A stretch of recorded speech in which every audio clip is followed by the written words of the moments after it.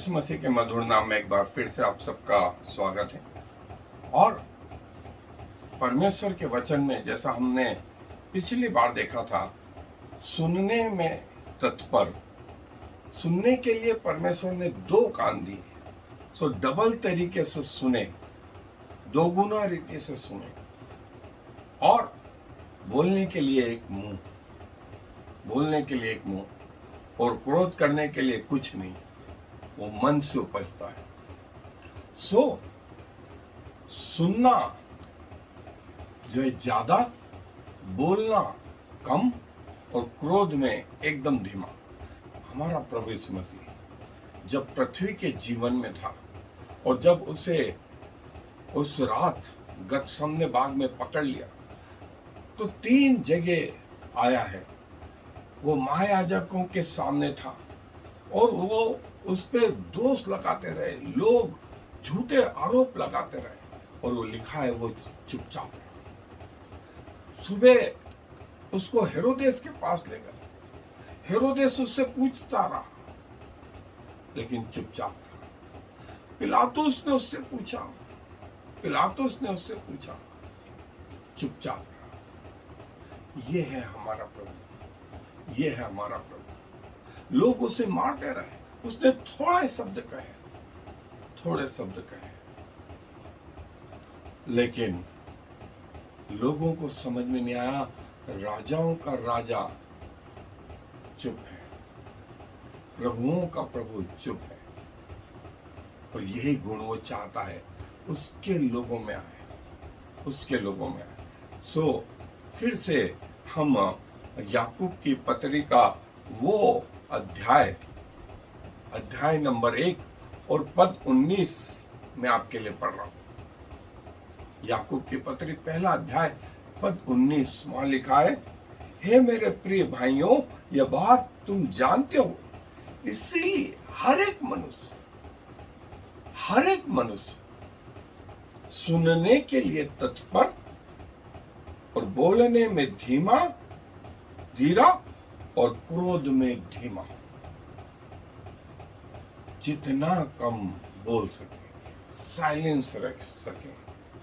और प्रभु जो है ऐसे लोगों को ढूंढता है जो उसके जैसा होना चाहते हैं, जो उसके स्वभाव के अनुसार चल सके, जो उसके स्वरूप के अनुसार बदल सके, जिनका जीवन प्रभु को भावता हुआ बलिदान चढ़ा सके। बाइबल इस विषय में क्या कहती है, आए हम अपने अध्ययन पे। Become silent is another way of speaking और एक्सप्रेसिंग। चुपचाप रहना बोलने का एक गुण है जो प्रभु यीशु मसीह में जो है पाया जाता है। और प्रभु अपने चुप रहने से बहुत सारी चीजें जो है बता पाते हैं, प्रकट कर पाते हैं। जैसे हमने देखा कि महायाजकों के सामने चुप, हेरोदेस के सामने चुप, पिलातुस के सामने चुप, और उसने ऐसा नहीं कि वो चुपचाप ही रहा, उसने बहुत सारी जगह बोला भी। चुप कहाँ रहना और कहाँ बोलना, ये जजमेंट भी एक पवित्रता और सिद्धता लिए हुए। और जो है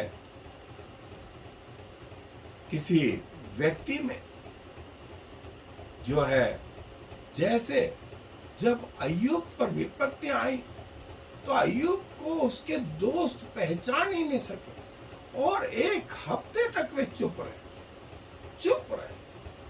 क्योंकि दुख इतना ज्यादा था जिसको अय्यूब ही महसूस कर रहा था। उसके साथियों को लगा कि बोलने से और ज्यादा उसको कष्ट हो। हमारा प्रभु जो है ऐसे लोगों को जो परमेश्वर के सामने चुप रहना जानते हैं, उनका आदर करता है। मूसा परमेश्वर के सामने सिर्फ बैठा रहता था। यहोशू और कालेब में ये बड़ा फर्क था कि कालेब परमेश्वर पर विश्वास तो करता था, लेकिन यहोशू उससे बढ़कर के ये करता था कि जब जब मूसा तंबू में जाता और निकल जाता, उसके बावजूद भी यहोशू परमेश्वर के समय बैठा रहता और परमेश्वर का चुप रहना जो है उसके धीरजवन को प्रकट करता है। और कई लोग जो परमेश्वर के इस गुण को जो है कमजोरी समझ करके जो है पाप करते हैं, जो सरासर गलत। वरन परमेश्वर की चुप्पी आपको मन फिराव का अवसर देती है। परमेश्वर का चुप रहना आपको मन फिराव का अवसर देता है। और कई बार बोलना भी और कई बार चुप रहना भी। सो कहां चुप रहना और कहां बोलना, ये फर्क जो है एक मैच्योर पर्सन की निशानी होती है। सो इसीलिए याकूब बोलता है, सुनने में तत्पर रहो, बोलने में धीरा और क्रोध में धीमा रहो।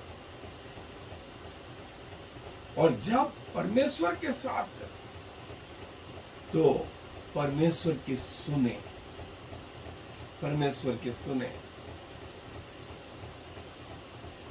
और कई मसीह जब बोलना चाहिए तब चुप है, और जब चुप रहना चाहिए तब बोलने लगे।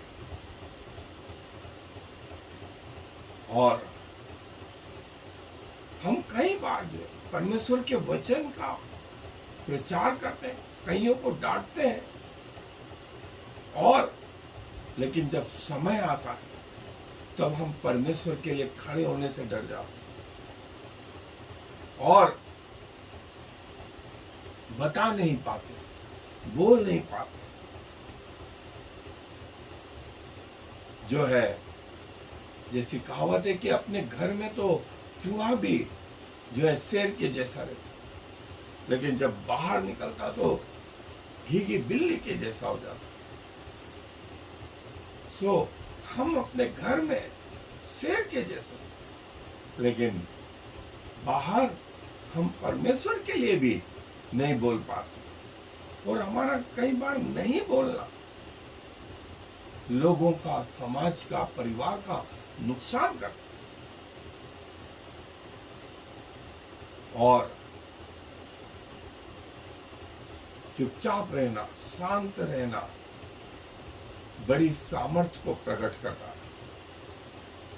और एक बुद्धिमान व्यक्ति हमेशा चुप नहीं रहता, उसको मालूम है कब बोलना है। परमेश्वर भी एक अच्छा श्रोता है, सुनने वाला है। और प्रभु यीशु मसीह के लिए कहा गया, ना तो वो चिल्लाएगा, ना ऊंचे स्वर से बोलेगा, परंतु 3 लोगों को उठाएगा, बीमारों को चंगा करेगा, असहायों का वो सहायक बनेगा। और बुद्धिमानी से कहे हुए थोड़े वचन मूर्खता से कहे हुए 1000 वचनों से उत्तम है। हर समय, हर बात का एक समय है।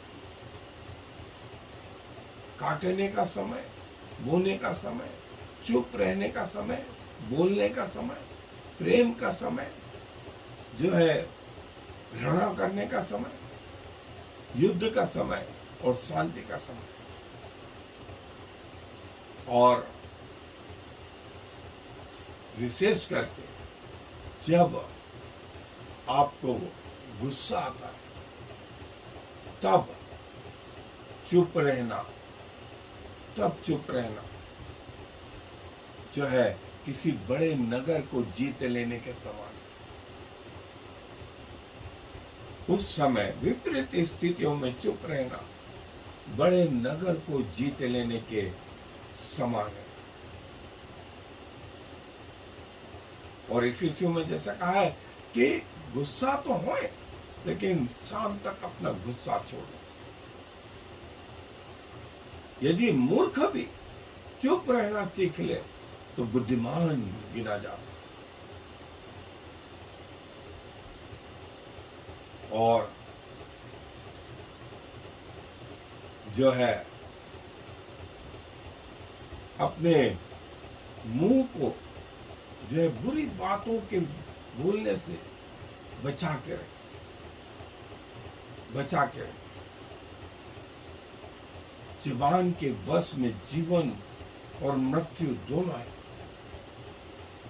मेरे मुंह की रक्षा कर और मेरे होठों पर पहरा दे। मेरे मन का ध्यान और मुंह का बोल, हे प्रभु तुझको ग्रहण योग्य।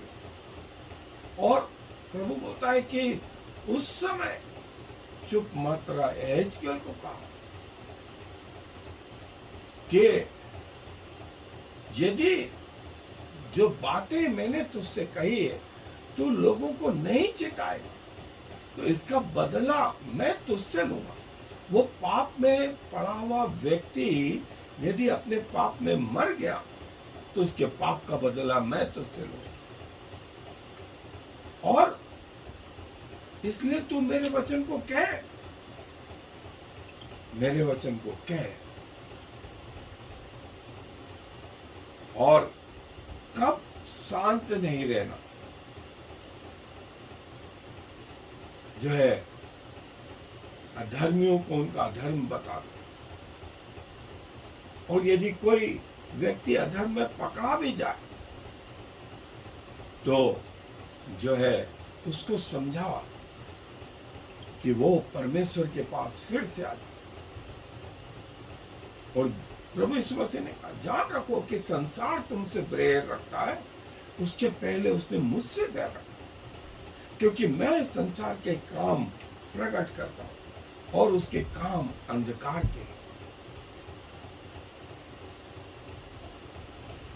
जो अपने लिए नहीं बोल सकते उनके लिए मुख बने, उनके लिए हाथ बने, कईयों के लिए पांव बने, दूसरों के लिए अपने जीवन को उंडेले। और सलाह जो है लिखा है 10 बुद्धिमान व्यक्तियों की सलाह से नगर गिरने से बच जाता। प्रभु के प्रतीक्षा करें, प्रतीक्षा करें कि प्रभु के जो है वाणी, प्रभु की इच्छा आपके जीवन के प्रति क्या है। और प्रभु की उपस्थिति में चुप रहे। प्रभु बहुत सारी बातें जो है हमसे करता है। और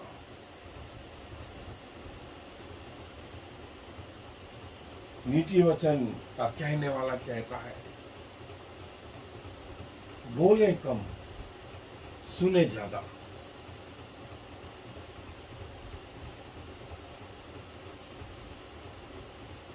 और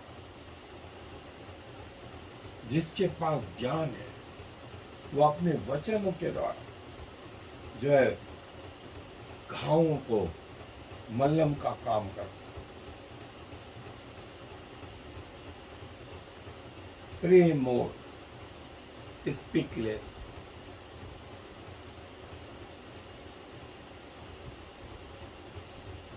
जो वास्तविक प्रभु के लोग हैं वे प्रभु के वचन को बोलते हैं। उच्चारते हैं और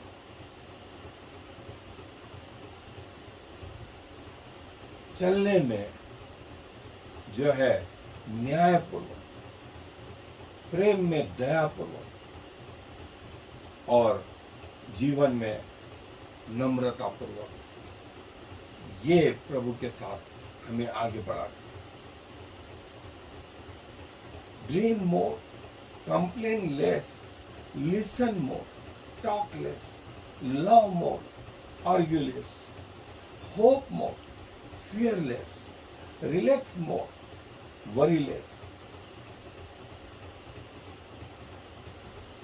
Believe more, believe more, doubt less.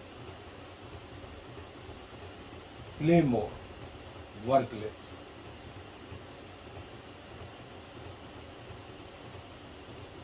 सही समय पर कहा गया वचन जो है दिल में शांति ले आता।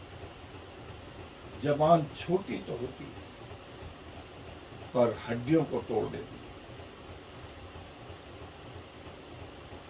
और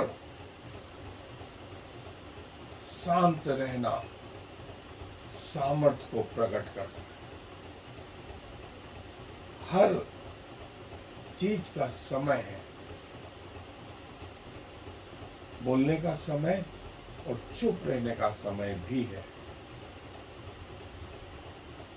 और शांत रहे और थम जा, क्योंकि मैं प्रभु हूं।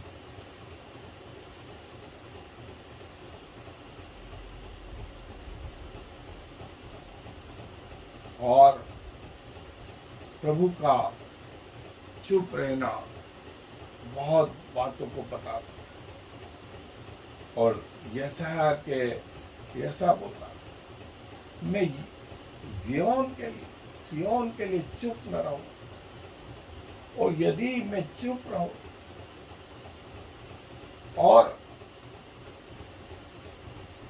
जो है तो वो श्राप मुझ पर है। मैं प्रभु के लिए बोलूंगा। सो बोलना कहाँ और चुप कहाँ, ये हमें समझना आ जाए। मेमना जो जगत के पापों को उठा ले जाता है, चुप है। और महायाजकों के सामने, हेरोदेस के सामने, पिलातुस के सामने प्रभु चुप रहे, शांत रहे। 400 साल का जो है शांत समय मलाकी के बाद, और फिर प्रभु यीशु मसीह का आगमन, फिर प्रभु यीशु मसीह का, प्रभु यीशु मसीह का चुप रहना जीवन लेके आता।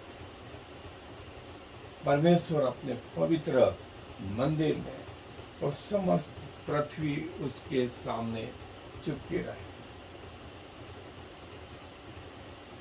प्रभु यीशु मसीह के पीछे चलना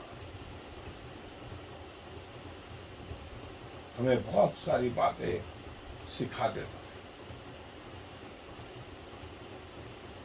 प्रभु का वचन जो है सामर्थ्य और जो प्रभु के लोग हैं वे प्रभु के जैसा शांत रहना जानते हैं। आए प्रभु जी धन्यवाद देते हैं आपके जीवन के लिए और जो आदर्श आपने हमारे सामने रखा। जब आप पृथ्वी पर थे तो आप कहाँ चुप रहना और कहाँ बोलना, ये भेद जानते थे, ये फर्क जानते थे। और प्रभु आप वक्त आया तो उन महायाजकों के सामने, हेरोदेस के सामने, पिलातुस के सामने, लोगों के सामने चुप रहे, और जहां आपको बोलना था वहां आपने कहा भी। प्रभु धन्यवाद देते हैं आपके चुप रहने में जो सामर्थ्य थी उसके लिए। और प्रभु हम भी आपके जैसा ये फर्क जान पाए कि कहाँ बोलें और कहाँ चुप रहें। हमें सामर्थ्य प्रदान करें प्रभु कि हम आपके अनुसार जीवन जीने वाले हो सकें। धन्यवाद देते हैं कि आप हमारी प्रार्थनाओं को सुनते हैं। सारा आदर आपको देते हुए इस विनती को प्रभु यीशु मसीह के नाम से मांगे, आमीन। I am the Lord. There is no other God. I have prepared you even though you do not know me, so all the world from east to west will know there is no other God. I am the Lord, and there is no other.